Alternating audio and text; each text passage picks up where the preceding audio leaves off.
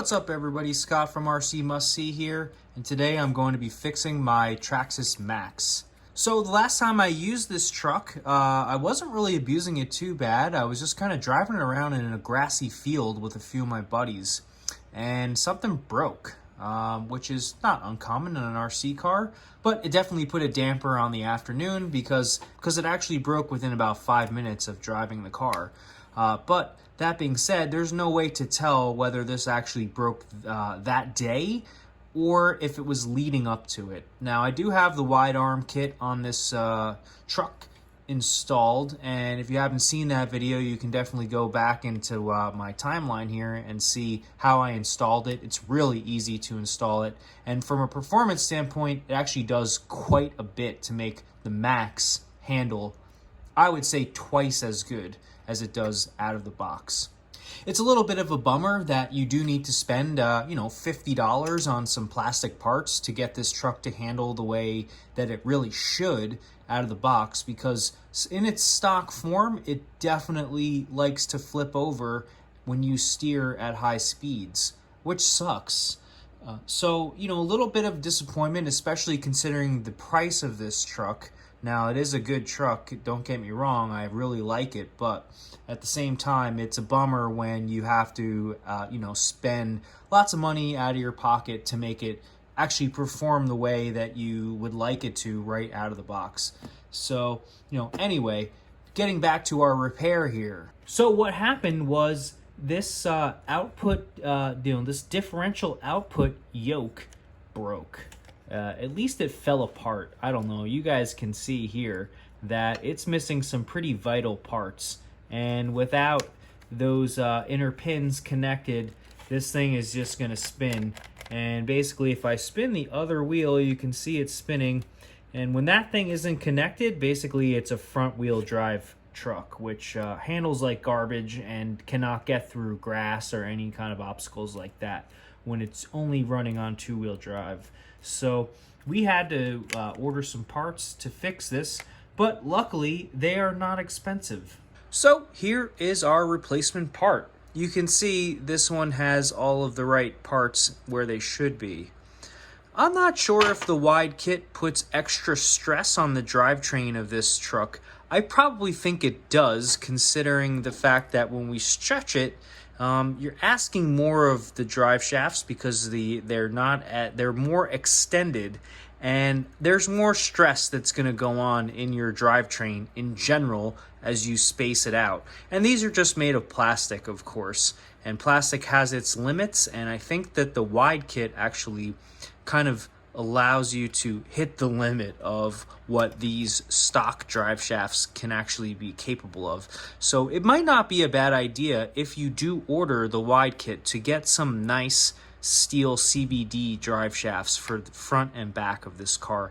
It will definitely make it last longer. If you look at any of the nice cars or trucks out there that you pay top dollar for, none of them come with a plastic axle. This is just for cheap production reasons, and under normal use it's probably okay, but once you start modifying your truck or car beyond what it was out of the box, you can't really guarantee that this stuff is going to hold up. This is our replacement part. It is part number Traxxas part number 8949. They're about $7 for a pair, so that's why I bought these. This is my basher, and you could spend the $50 or whatever it is for this steel CVD axles for this truck, but I am not trying to spend that much. I will try this one time. Basically, if this thing fails again, just under basic driving conditions, then it's probably time for me to spend the extra money to get this thing to not break. But for now, for $7, you can't really go wrong.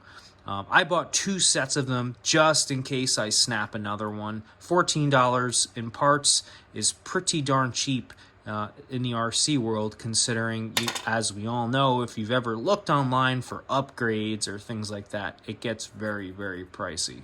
So as you can see, I've already taken off the wheel. This is the rear of the truck, of course, and we need to get access to this little screw right here. Let's see if I can zoom in for you. Alright, so as you can see, I need to get this grub screw out of the outer yoke. There's really not a good way to get at it without disassembling the truck in some way, shape, or form. I think the easiest way to probably get access to this screw is to take the rear lower arm off the car, which is not difficult to do. It's just a matter of taking off this back plate, sliding out the pin, and then this arm will drop out. So I think we're going to have to do that to actually get to this thing and have some nice clear access to it.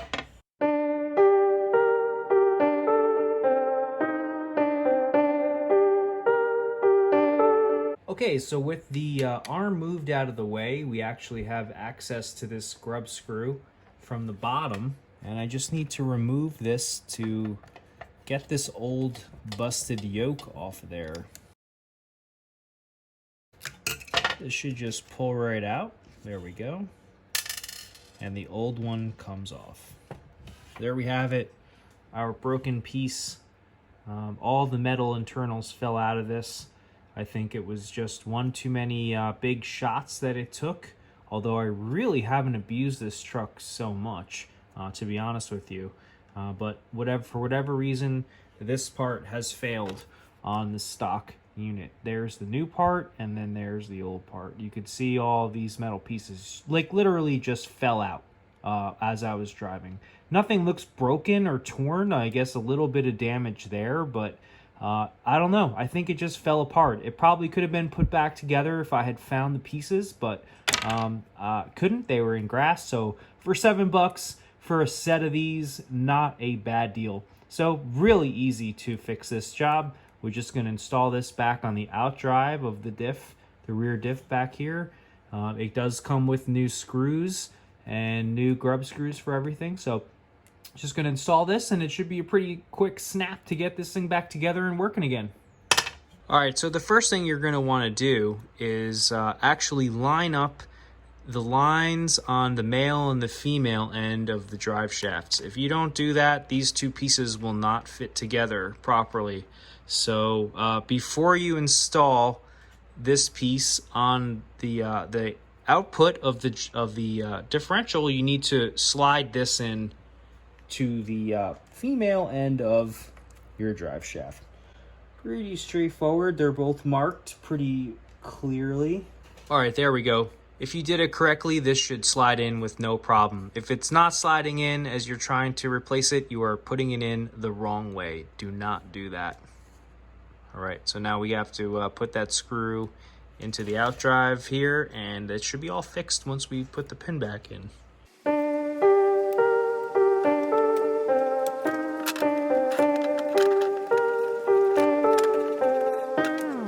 Okay, so the drive shaft is fixed. All we have to do now is put our hinge pin back in place, put that little cover screw on there, and this truck is all fixed up and ready to go.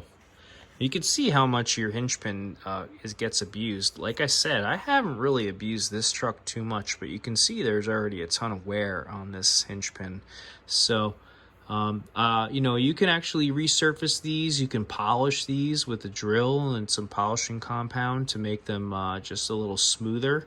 But important that you keep this nice and straight. One of the best ways to see if you've actually bent one of these is to take it and actually roll it on something flat. If it rolls nice and smooth, then you know it's straight. But if you go to roll it on something and it kind of wobbles as it rolls, you know it's bent. It's the best way to test. So let's pop this back in and get this truck fixed up and ready to run again.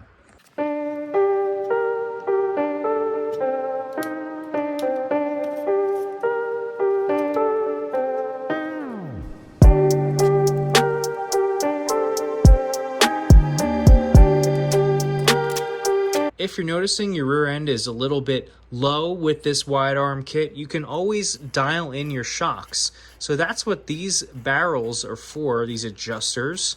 You can add ride height to the car just by dialing these down. That's going to compress the spring and raise the rear end of the car up. For setup wise, getting your car to be balanced is one of the most important things to do. A lot of people that don't race or don't take a lot of time to tune their cars will never realize that, but you can really affect the way your car or truck handles by messing with the suspension. And one of the things that you're paying for when you buy this car is a threaded shock body. You want the car to land and then raise back up nice and slow as you go. That's going to change on the terrain you're driving, but for bashing, you probably don't want the truck to be too fast as in the rebound section of the game.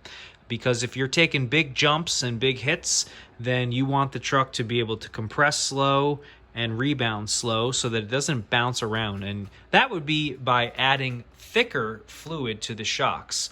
One more note about ride height. In general, for a car, you want the rear end to be a slight bit higher than the front end. That's going to make it, the lower your front end is or the higher your rear end is, the quicker the truck is going to steer. So if your car is oversteering, you can lower the rear of the truck. And if it's understeering in corners, like if you hit the steering wheel and it's not turning on a dime like you want it to, I would suggest raising the rear of the truck up a little bit, and that's going to make the truck be a little more responsive. So in general, I would say your best bet is to have the rear end be a little bit higher than the front. That's going to make it handle pretty commonly. If you look at the setup sheets for a lot of racing cars, you'll notice that the front end is definitely lower slightly than the rear. So it's a good thing to carry over to your basher like the Traxxas Maxx. And, take some time and play with the car. Don't be afraid to tune it and mess around with it. That's half the fun of owning an RC, is actually taking it apart, messing with it, and getting it to handle exactly the way you want it to. Another suspension tip, if I continue down this road, God, there's really so much to know. And I've learned most of this from my time racing 8th scale, because you really do need to get your car or truck in proper order to get it to handle the way you want. So again, I'm going to make a few pretty simple generalizations about how to set your car up in your suspension. If you're the type of person that likes to hit giant jumps and land from 10 or 20 feet in the air, which you can easily do with this car, you're going to want to have as much ride height as you can. You're going to want to dial these down all the way to the bottom, or at least try that and see how it works. Because having that spring be preloaded is going to make it stiffer, and it's going to react better to jumps. But it's also going to raise the ride height, so it's not going to handle in the corners quite as well. If you want your truck to handle the corners really well, like let's say you're on some pavement and basically you're trying to get this thing to handle like a street car, you're going to dial these things all the way back and actually lower the car, lower that center of gravity, so that as you corner, it's much more responsive to what you do. It's a nice fine balance. If you do both things, then put it in the middle. That's what you should do. Again, keep that rear just a slight bit taller than the front. There are gauges you can buy to measure your ride height, and I would suggest, if you don't have one, to buy one of those. And that's going to really help you dial in your truck or car to make it handle just exactly the way you want it to. All right, so there we have it. Totally fixed Traxxas Maxx. I really like this truck. It does handle really well. My overall impressions after owning it for a little bit is that I think it is actually a little bit overpriced for what you pay for. There's a lot of plastic on it, which isn't terrible. Traxxas has done their homework. I like how they've overbuilt the ESC and the servo, and comes with a fan and these big old shocks. I think that's good selling point for the car. Nothing has failed electronically at all for me for this car, which is always good. But so far, this is the second issue I've had with this truck. The first one being that the bladders inside the shock, at least some of the parts inside the shock, were defective from the factory. Luckily, my local hobby shop, which has since closed, sadly, was able to help me fix that problem. Actually had to trim one of the parts inside the shock to keep it from sticking, because it was sticking when it would get under compression. You can see it's working perfect now. But you know, that was right out of the box, poorly put together, a little bit disappointing for the price of this truck. But otherwise, it's a fun basher. I do like it quite a bit, and I hope to bring you guys some more footage of me driving it. So stay tuned. Thank you so much for watching. I hope that if you break your Maxx, you have as easy of a time as fixing it as I did, because it actually is a very easy truck to work on exterior-wise. Haven't had to dig too deep into it yet, but it has lasted the test of time so far. Not a ton of hours on this thing, but I'm going to bring you guys some more footage of it running in the real world. So thank you for watching. Hit the like, hit the subscribe button if you like what you saw. Plenty more where that came from. And thank you so much for watching. Peace.